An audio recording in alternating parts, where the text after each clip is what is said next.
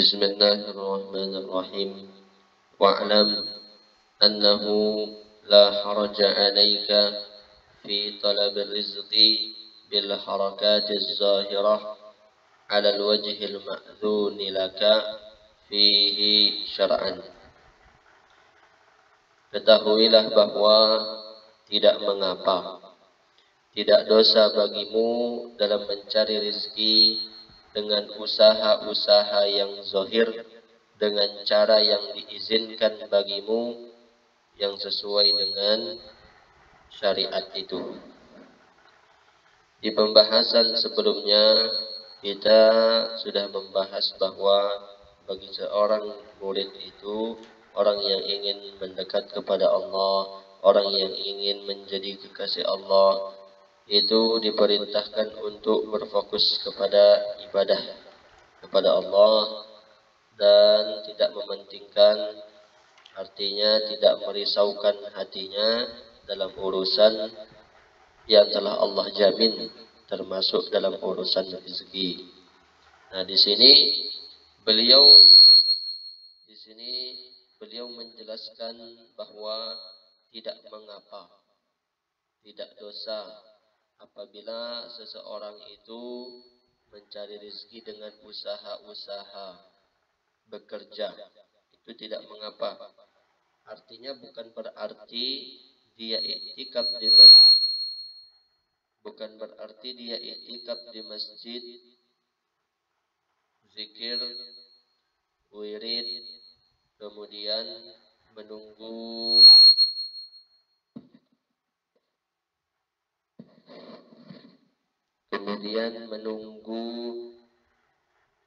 uang jatuh dari langit misalkan.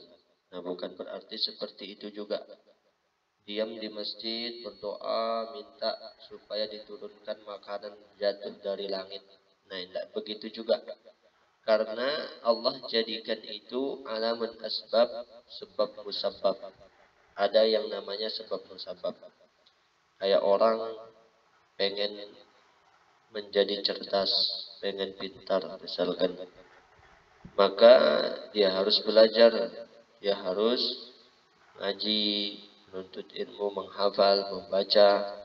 Nah, itu orang mau kaya, pengen punya uang, nah maka dia harus bekerja. Itu namanya sebab musabab. Allah jadikan sebab musabab di dunia ini.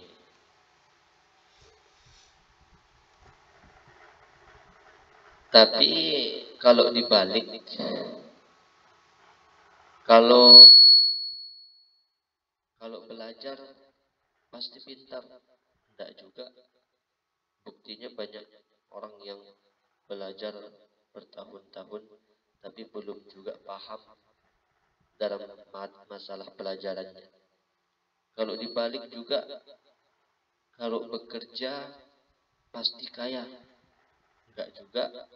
Banyak orang bekerja tapi enggak sampai kaya. Nah, ini menunjukkan bahwa itu semua yang mengatur Allah Subhanahu wa ta'ala, di dalam pengawasan Allah Subhanahu wa ta'ala. Karena tidak ada semua makhluk ini di muka bumi ini maupun di langit yang terlepas dari pengawasan, pengaturan Allah Subhanahu wa ta'ala. Itu menandakan itu bukanlah usaha kita pribadi, semata-mata hasil daripada usaha sendiri. Nah, itu. Wa innamal ba'su wal haraj fi adami sukunil qalbi wa ihtimamihi wa ittirabihi wa mutaba'atihi li awhamihi. Hanya saja yang menjadi pokok masalahnya, innamal ba'su, itu maksudnya, yang menjadi dosa, yang menjadi tidak bolehnya adalah ketika hati itu tidak tenang dan risaunya hati, goyangnya hati, dan mengikuti pikiran-pikiran yang tidak-tidak. Bekerja boleh, tapi sampai terlalu memikirkan bagaimana ini besok ini, bagaimana ini kalau tidak dari sini gimana saya makan, kalau tidak rezeki ini saya usaha dari sini dari mana lagi. Nah, itu namanya hatinya tidak tenang. Dan ini yang dikatakan di sini yang menjadi masalahnya itu. Kalau tidak begini, tidak bekerja dari sini dari mana? Pasti nanti saya sengsara, pasti nanti saya susah hidupnya. Nah itu yang dilarang, yang seperti itu. Mengikuti pikiran-pikiran yang tidak itu. Wa mimma yadullu ala kharabil qalbi ihtimamul insan bima yahtaju ilaihi fi waqtin lam yakhruj minal adam. Apa sih tanda bahwa hati itu tidak tenang, goyang? Dan di antara tanda bahwa hati itu ragu, yaitu ketika seseorang itu terlalu memikirkan dengan apa yang dia butuhkan di dalam satu waktu itu, yang waktu itu tidak keluar daripada ketiadaan. Apa maksudnya? Kal yaumil muqbil wasyahril ati, seperti hari besok dan bulan yang akan datang. Ya Allah, ini gimana ini besok ini? Nah itu. Padahal belum tentu juga besok bisa menjamin hidup. Nah itu sudah dipusingkan.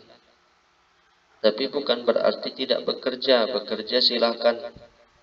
Tapi dengan cara yang sesuai dengan syariat, yang halal, bukan dengan cara yang dimurkai oleh Allah. Dan berpegangan bahwa Allah ini yang bantu saya bekerja. Kalau tidak sesuai dengan apa yang diharapkan, dia tidak bingung, dia tidak risau hatinya. Toh nggak mati juga, nggak sampai mati juga. Nah itu. Atau misalkan, waduh saya ini gimana ini mau nikah misalkan. Ini gimana ini kalau tidak begini. Nah itu bukan ranahnya kita. Kejadian yang akan datang itu bukan ranahnya seorang hamba. Ranahnya hamba itu usaha, berdoa, minta kepada Allah yang terbaik. Setelah itu serahkan kepada Allah. Nah itu baru ranahnya Allah. Jadi kalau terlalu memikirkan yang akan datang itu, atau bulan yang akan datang, gimana ini nanti gajinya ini, padahal di saat itu gajinya masih ada, keperluannya masih terpenuhi, tapi sudah memikirkan hari atau bulan yang akan datang, sudah pusing masalah itu. Padahal dia nggak pincang juga, nggak sakit juga. Nah, bisa juga nanti bekerja, usaha dengan badannya mencari pekerjaan kalau memang itu seperti itu. Nah itu. Atau misalkan biaya sekolah, waduh gimana ini biaya sekolah ini, anak biaya sekolahnya bagaimana. Nah itu yang penting sudah usaha, yang penting berkeinginan kuat, nanti insya Allah Allah berikan jalannya. Insya Allah orang yang seperti itu pasti aja Allah berikan jalan, orang-orang yang yakin dengan itu. Wa qawluhu idza nafidha hadza famin aina yaji'u ghairuh. Dan perkataan apabila ini habis, maka dari mana lagi datang yang lain. Wa idza lam yaji ar-rizqu min hadzal wajhi famin ayyi wajhin ya'ti. Apabila rizki dari jalan yang ini tidak datang, maka dari mana lagi datang rizki itu, dengan cara apa lagi? Nah ini perkataan seperti ini menunjukkan bahwa hatinya itu kharab, bahwa hatinya itu ragu terhadap sang pemberi rizki, risau terhadap urusan rizki itu. Waduh kalau ini gak ada pekerjaan seperti ini, nanti aku bisa sengsara, mati ya begini. Nah itu sampai berlebihan pusing dalam urusan itu. Nah itu yang dikatakan yang menjadi masalahnya ketika bekerja mencari rezeki itu. Tapi bukan berarti ketika memiliki rezeki langsung dihabiskan, langsung dihambur-hamburkan dengan berdalil bahwa wah tadi katanya pasti urusan hari ke belakang itu urusan nanti, pasti Allah berikan aja jalan. Akhirnya ketika memiliki rezeki, memiliki harta benda langsung dihabiskan total. Nanti itu kita pikirkan. Nah, tidak begitu juga. Makanya ada namanya tadbir. Tadbir itu mengatur ekonomi. Misalkan di bulan ini untuk biayai anak sekolah, ini untuk beras, ini untuk keperluan bayar listrik. Nah, itu ada namanya tadbir. Makanya dalam riwayat mengatakan bahwa hasanut tadbir nisful ma'isyah. Bagusnya pengaturan dalam urusan rezeki itu setengah daripada kehidupan. Itu boleh kalau mengatur, tapi tanpa ada keraguan, tanpa ada khawatir hatinya itu, dan tidak menyulitkan dirinya pribadi, jangan terlalu pelit. Nah itu akhirnya menyusahkan diri pribadi terlalu pelit. Nah, ini udah diatur, insya Allah cukup dalam sebulan. Oh, ini untuk pengeluaran beras, ini untuk pengeluaran anak sekolah, ini untuk pengeluaran listrik, ini untuk pengeluaran kasih makan keluarga. Nah itu terkadang nanti diuji untuk mengetahui apakah hatinya itu kharab, apakah hatinya itu ragu, apakah hatinya itu goyang. Bagaimana diuji? Ketika sudah ketika sudah mengatur tadbir tadi, urusan rezekinya, ekonominya diatur, ini untuk ini untuk ini. Tiba-tiba ada keperluan mendesak, ada keperluan mendadak yang harus dikeluarkan. Nah, ketika dikeluarkan habislah rezekinya. Waduh, gimana ini? Yang tadi saya sudah siapkan untuk biaya listrik, gimana ini? Nah itu diuji seperti itu. Nah, masalah itu ya sudah, biarkan dengan keyakinan nanti Allah berikan jalannya. Toh juga harus dikeluarkan kan. Misalkan ada orang sakit, dia sudah atur, masya Allah, dia sudah atur rezekinya, ini untuk ini untuk ini. Tahu-taunya di tengah pengaturannya ada yang sakit, mau tidak mau harus dikeluarkan. Ya sudah, keluarkan saja. Itu juga kewajiban. Masalah sudah habis nanti rezekinya untuk yang lain yang sudah disiapkan itu masalah lain. Nanti kita berkeyakinan nanti Allah carikan dengan jalan yang lain. Minta sama Allah, ya Allah, habis ya Allah, habis ini ya Allah, berikan jalannya ya Allah. Nah itu insya Allah Allah berikan jalannya, walaupun terkadang dengan yang sulit, misalkan dengan mengutang. Tapi nggak apa-apa, itu namanya sebab yang Allah berikan.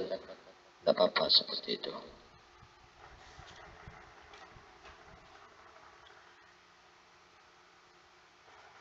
Wa amma tajarrud 'anil asbab wad dukhulu fiha fahuma maqamani yuqimullahu fihima min ibadihi man yasha. Adapun tajarrud itu artinya kosong, sunyi. Sunyi, kosong daripada sebab-sebab, artinya tidak bekerja, tidak ada usaha. Waddukhulu fiha, dan masuk padanya asbab itu artinya memiliki pekerjaan, memiliki usaha. Fahuma, maka keduanya itu tajarrud dan asbab, dua makom, dua kedudukan yang Allah dudukkan hambanya kepada yang dia kehendaki. Faman uqima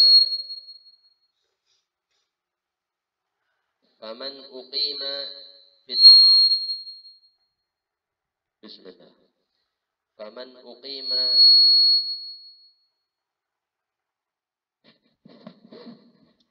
Bismillah. Faman uqima fit tajarrud fa'alaihi biquwwatil yaqin. Barang siapa yang didudukkan oleh Allah di dalam maqam tajarrud, maka hendaklah dia kuat keyakinannya kepada Allah. Wasa'atis sadar, dan lapang dadanya. Wa mulazamatil ibadah, dan senantiasa mengistiqomahkan ibadah. Wa man uqima fil asbab fa'alaihi bitaqwallah fi sababih. Barang siapa yang didudukkan oleh Allah di dalam maqam asbab, hendaklah dia bertakwa kepada Allah di sebabnya itu, maqam asbabnya itu. Wa bil i'timad 'ala Allah dunahu, dan bersandar kepada Allah bukan selain Allah. Wal yahdhar minal ishtighal bihi an ta'ati rabbih, dan berhati-hatilah dia daripada sibuk dengan asbabnya itu daripada ketaatan kepada Tuhannya.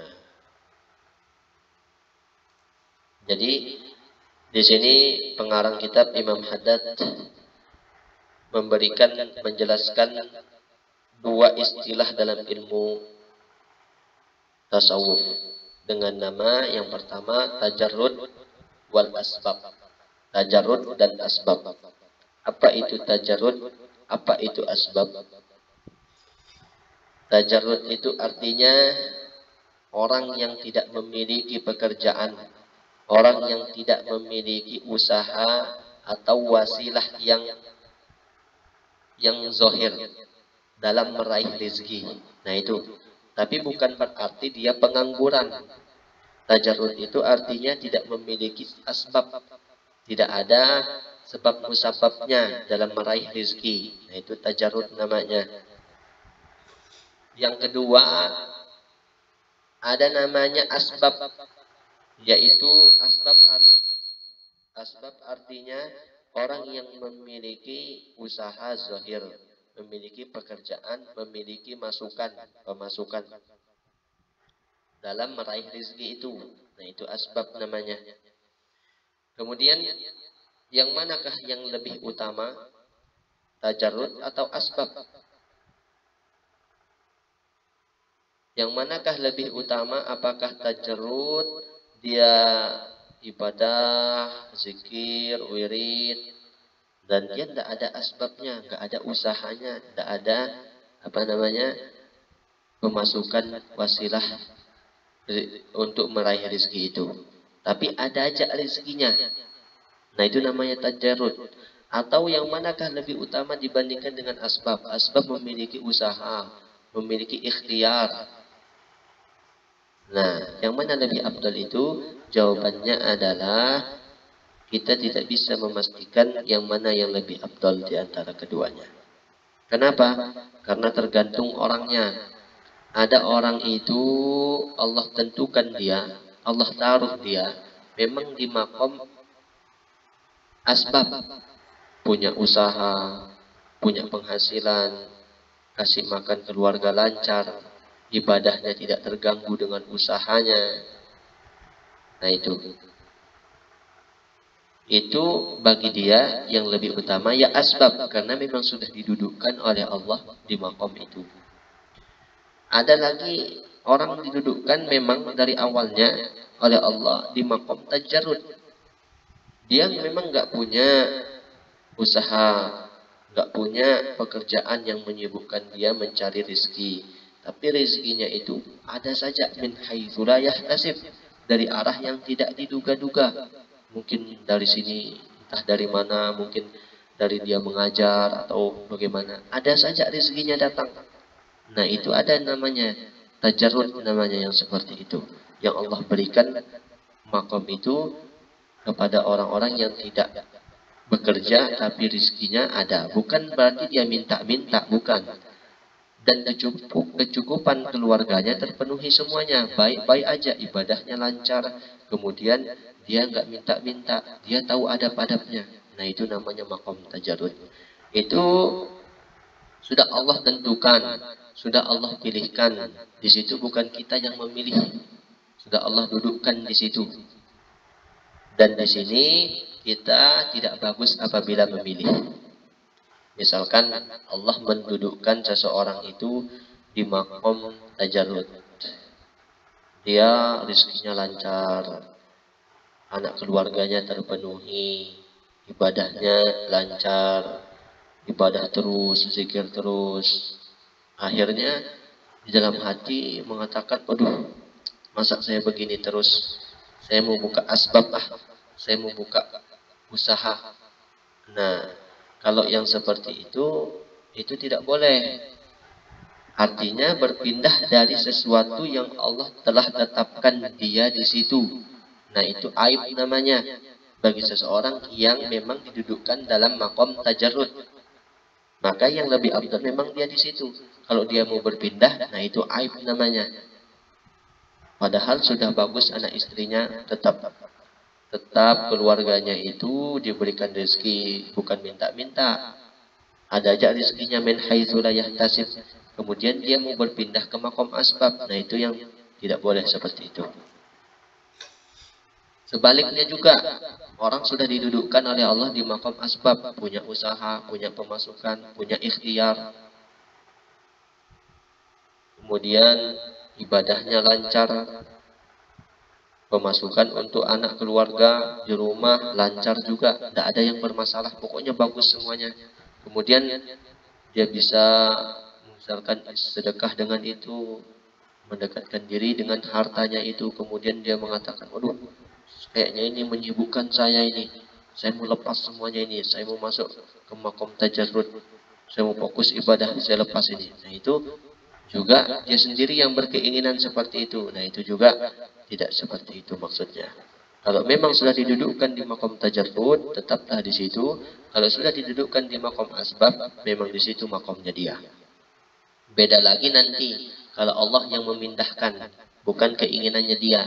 Misalkan dia didudukkan di makom asbab di awalnya, kemudian tiba-tiba dia dipecat misalkan di pekerjaannya. Setelah dipecat itu, ternyata kebutuhan anak istri keluarganya tetap berjalan, tidak sampai melarat juga.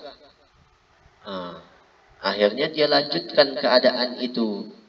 Dia lanjutkan keadaan itu, dia manfaatkan keadaan itu dengan mendekat kepada Allah, dengan ibadah, zikir kepada Allah. Nah, itu Allah yang pindahkan yang seperti itu. Nah, itu nggak apa-apa kalau Allah memang yang pindahkan itu. Jadi yang namanya tajarrud ini dan asbab ini ada adab-adabnya. Bagi orang yang didudukkan di makom tajarrud, adabnya yang pertama adalah dia harus kuat keyakinannya kepada Allah. Bahwa pasti Allah berikan saya rezeki, tidak mungkin saya dikasih mati kelaparan oleh Allah Subhanahu wa Ta'ala. Nah, itu. Yang kedua adabnya adalah wasa'atus sadar, yaitu dadanya, hatinya lapang. Bukan sedikit-sedikit, aduh gimana kalau begini, gimana kalau begini. Nah, itu belum cocok di makom tajarrud itu. Kalau hari itu makan itu, ya sudah dia terima, tidak risau, tidak gelisah hatinya. Nah, itu. Dan yang ketiga, mulazamatil ibadah, yaitu senantiasa istiqomahkan ibadah apabila didudukkan di makom tajarrud. Nah, ini tiga. Kemudian dalam makom asbab, adabnya yang pertama adalah bertakwa dalam usaha, dalam pekerjaan, sebab-sebabnya itu. Tidak terjatuh pada yang haram, tidak mencari usaha yang haram untuk kasih makan keluarga. Nah, itu yang pertama. Yang kedua, berkeyakinan bersandar kepada Allah, bukan kepada selain Allah. Dia berkeyakinan ini yang memberi rezeki, hakikatnya adalah Allah. Usaha saya ini hanya perantara saja. Dan dia berhati-hati, jangan sampai dia sibuk dengan usahanya itu. Akhirnya terlalaikan ibadahnya, terlalaikan kewajibannya. Nah, itu adab-adabnya apabila di makom asbab itu. Waqad Bismillah. Waqad taridu 'ala al-murid khawatiru fi amri rizqi wa fi mura'ati al-khalqi wa fi ghairi dhalik wa laysa maluman wala ma'thuman 'alaiha. Dan terkadang datang pikiran-pikiran, lintasan-lintasan. Terkadang datang lintasan. Bismillah. Terkadang datang lintasan-lintasan di dalam hati seorang murid itu, lintasan yang kurang baik dalam urusan rezeki, dan lintasan ingin riak kepada makhluk, dan lain sebagainya. Dan lintasan seperti itu bukanlah termasuk yang tercela, bukanlah termasuk dosa. Jadi terkadang seseorang itu nggak tahu, dikira lintasan pikiran hatinya itu dihitung oleh Allah. Tidak semua lintasan pikiran hati itu dihitung dan menjadi dosa. Selama dia tidak mengikutinya, maka belum dihitung oleh Allah Subhanahu wa Ta'ala. Misalkan, waduh, pengen maksiat, kemudian sadar, astagfirullah, bukan begitu maksudnya, bukan. Nah itu nggak apa-apa. Ada lintasan seperti itu kemudian dipalingkan, karena memang nafsunya belum menjadi nafsu mutmainnah. Kita tidak bisa mengendalikan pikiran ini, pikiran-pikiran yang tiba-tiba datang itu. Jadi nggak apa-apa apabila terlintas itu kemudian dipalingkan. Tapi kalau disetujui, diikuti, pengen misalkan terlintas pengen riak kepada makhluk, kemudian diikuti, disetujui, oh iya benar ini kesempatan. Nah itu baru dicatat sebagai dosa. Tapi kalau tidak diikuti, itu bukan ikhtiar kita namanya. Pikiran itu bukan ikhtiar kita, memang terlintas seperti itu. Karena nafsunya itu belum menjadi nafsu mutmainnah itu. Idza kana karihan laha wa mujtahidan fi nafiha min qalbiha. Dua catatannya. Enggak menjadi dosa apabila dia tidak menyukainya. Nah, ini satu. Kemudian berusaha untuk membuang dari hatinya ketika terlintas seperti itu. Nah, itu enggak apa-apa. Yang seperti itu. Wallahu subhanahu wa ta'ala a'lam. Sampai di sini dulu, nanti kita lanjutkan faslun.